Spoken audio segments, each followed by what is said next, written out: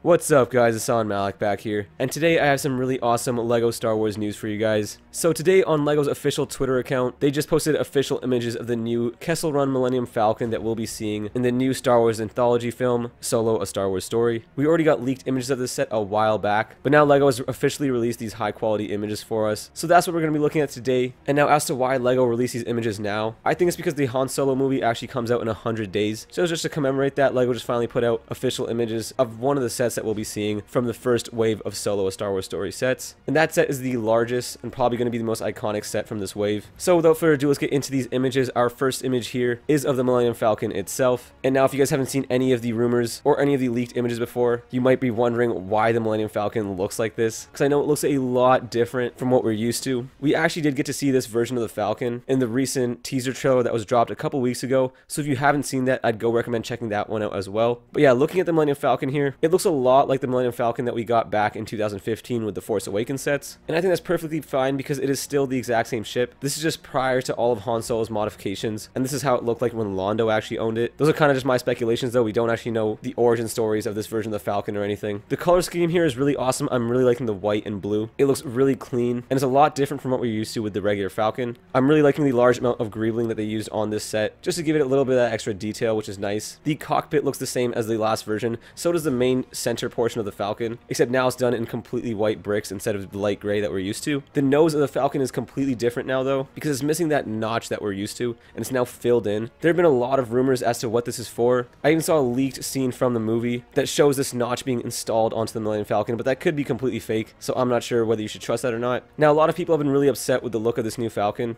but honestly, I don't really mind it. I actually think it's pretty nice that they're changing it up and making it look more sleek and elegant, as it should, because currently it is owned by Londo Calrissian, who's a pretty stylish and elegant guy himself, so it does really make sense. So the build here is not too different from the Force Awakens Falcon. It still uses those triangular segments that will all flip out and let you access the interior of the Falcon. Now, honestly, when I heard that we were going to get a Millennium Falcon set from this wave, I was kind of hoping that LEGO would do something a little bit different, because although I was a fan of the Millennium Falcon from The Force Awakens, I just don't think LEGO's implementation of these folding out triangle pieces was that great. Because as you guys can see in this image, it leaves massive gaps between the plates, and it allows you to see the interior of the Falcon, which is just inaccurate and is not how it's supposed to look. And that's a really minor flaw, but it just kind of gets to me, and I kind of was hoping that LEGO would fix it on this rendition of the Falcon, because this is actually the third version of the Falcon that we've got like this, using the same flipping open of the triangular segments. But I guess the designers couldn't think of anything better to do with this, so they just decided to stick with the same method they were using in the last Falcon, which I guess is okay. One part that is bothering me quite a bit though is right on the front nose section there. That main plate has a major gap between the triangular plate right next to it, and honestly I think LEGO should have filled that in with a couple bricks, because in real life it's probably going to look even worse when there's light inside the set, and it'll just stand out a lot. But honestly, this can be modified with a couple pieces and hopefully be fixed up. As for other differences in this Falcon, excluding the nose, which we just talked about, this Falcon's laser turret up top is actually different.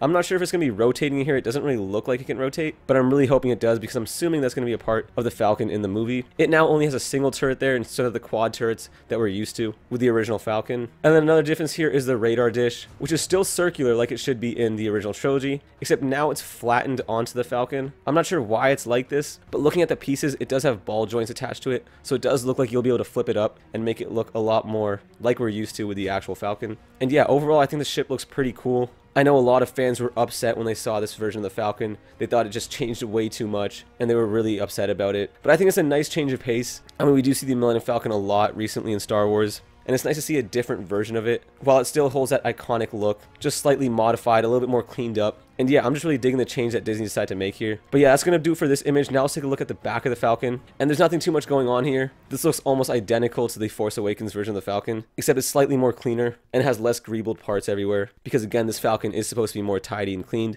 It will still be using that light blue translucent piece on the back right there for the thrust of the Falcon, which I think looks pretty awesome. But yeah, the back of the ship doesn't look like anything too special, and it pretty much looks the same as the last Falcon. But yeah, it's pretty much going to do it for the actual build of the set. Let's jump to the figures now. And starting with our first figure here, this is Han Solo himself. So I know a lot of people are really upset with the new actor that's been cast as Han Solo, Alden Ehrenreich.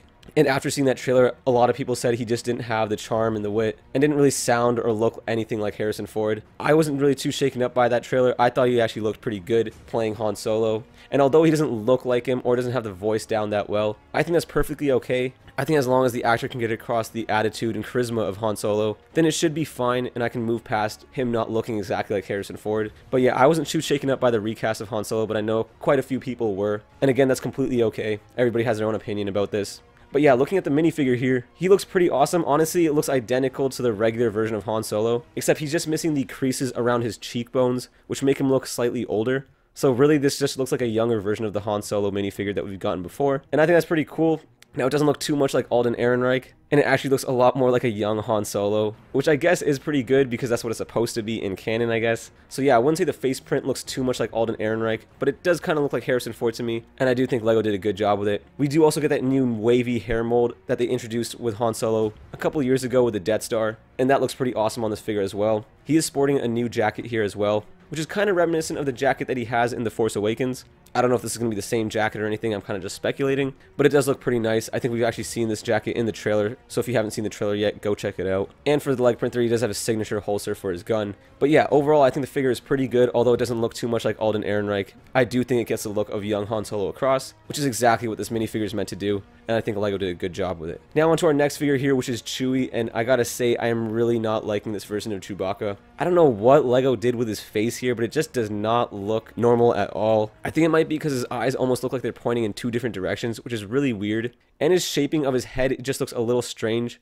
I don't know why they altered the original Chewbacca figure so much, because honestly that version of the figure was really great, really accurate, and it did look like Chewbacca. This still looks like a Wookiee, it just doesn't look like Chewbacca, so that's kind of disappointing that LEGO did this. Now the biggest change with this figure is that now Chewbacca has a different bandolier, which is a little bit strange because we did see him in Episode 3 Revenge of the Sith, where he looked identical to how he does in A New Hope. But I don't know, I guess midway through he decided to change bandoliers. But this is what LEGO did here, as they're portraying him in minifigure form. And the bandolier looks fine, I guess. It does also have an extra part of the mold there that makes up the pouch, which I think is pretty neat as well. Just overall, I'm not really liking this version of Chewbacca. I think they should have just stuck with the last version and then just added a new section of the mold to allow for the new bandolier. But yeah, maybe this is just a misprint with his face, but I kind of highly doubt it because these are official pictures. But yeah, I'm just not too happy with this version of Chewbacca. And now onto what is probably one of the most anticipated figures and characters from the movie. This is Lando Calrissian, who's going to be played by Childish Gambino, aka Donald Glover. And this figure looks pretty awesome. We have seen official images of him from the movie,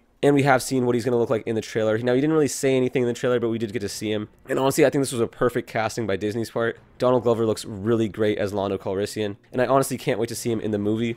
I think after all the controversy around the new casting of Han Solo, this was the one thing that most fans could agree on, that the new casting of Donald Glover as Lando Calrissian was a good decision, and that he would be able to play the character really well and do justice to Billy D. Williams' version of the character. But yeah, I'm just really glad to see him in this film, and I can't wait to see what he's like in the actual movie when he says some lines. But yeah, taking a look at the figure here, he looks pretty awesome. We do get a new head mold here, I think. I'm not sure. I think it might have been in one of the Black Panther sets, but I could be wrong on that. The printing on his face there, I think, is pretty good. It does really get the look of Donald Glover across, and I think LEGO did a good job with that print.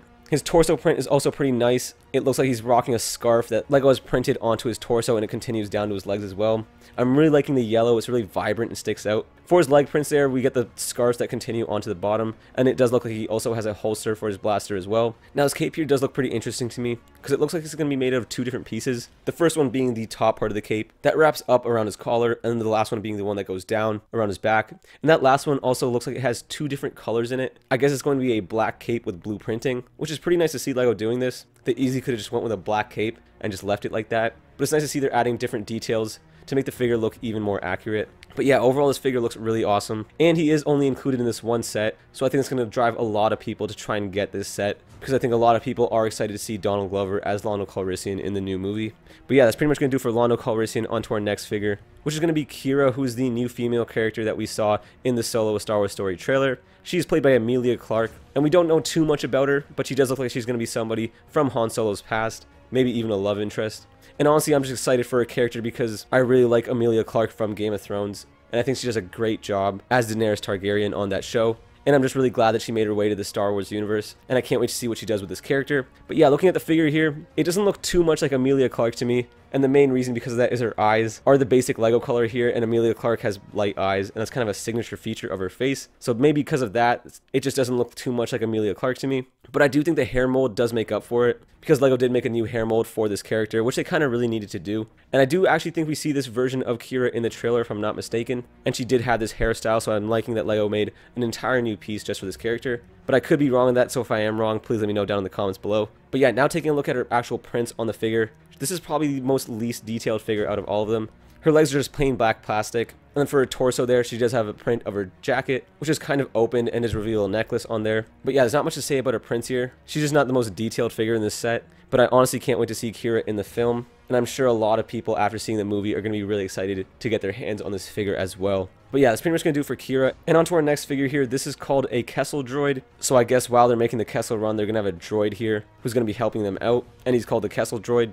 I'm not really sure what his role is in the movie. I don't even think we've actually seen him in the trailer, but he does look pretty cool. It looks like an altered version of a protocol droid almost.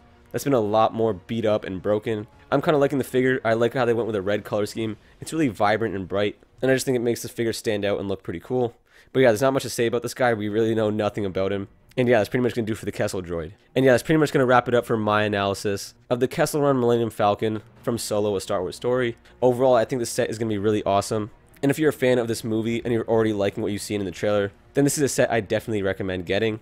Now, I know this movie has a lot of controversy around it, and a lot of fans are not pleased with how it looks, or just didn't want a Han Solo spin-off film in the first place, and I completely understand that. But I think for the people that are really excited for this movie, the set looks pretty awesome, and it's definitely worth picking up. Even if you're not a fan of the film, you gotta admit this version of the Millennium Falcon does look pretty neat, and even if you don't like how different it is, I think most people can say that it does look pretty cool, and it's still worth having on your shelf if you have the time and money for it. Speaking of price here, this set is going to retail for $170 US, which is kind of bad considering we only get 1,414 pieces in this set. So the price to piece ratio there is not the best. But again, this set is based off a licensed film, and whenever they do that, they tend to jack up the prices a little bit. We've seen this a lot with The Force Awakens and The Last Jedi, so it's nothing too out of the blue. I think a lot of us were expecting this. One thing I did forget to mention, there are actually 2 other figures in this set that we don't really know the names of at the moment, and I don't think Lucasfilm wants them being released at the time. So even though they are leaked out there, I'm just not going to say it in this video, but I'm sure if you guys want to know, you guys can go find out with a couple of Google searches and whatnot. And yeah, that's pretty much going to do it for this set. And now before you guys leave, make sure to go down in the comments below and let me know what you guys think about this. I know the set has a lot of controversy around it, so I really want to know your opinions about it. Let me know whether you like this new look of the Millennium Falcon, or if you think it just changed too much. And also let me know whether you guys are excited for Solo: A Star Wars Story. I know a lot of people aren't. I personally am. I did have a lot of doubts about this movie after hearing about all the controversy around the production of the film, but I do think that teaser trailer gave me a lot of hope, and I am really excited to see what this film will actually look like. And yeah, so if you guys enjoyed watching this video, make sure to hit that like button, and if you guys want to stay up to date with all the latest LEGO Star Wars news, make sure to subscribe to my channel to stay up to date with all of that. And yeah guys, that's pretty much going to do for me, and I'll see you all in the next one. Peace.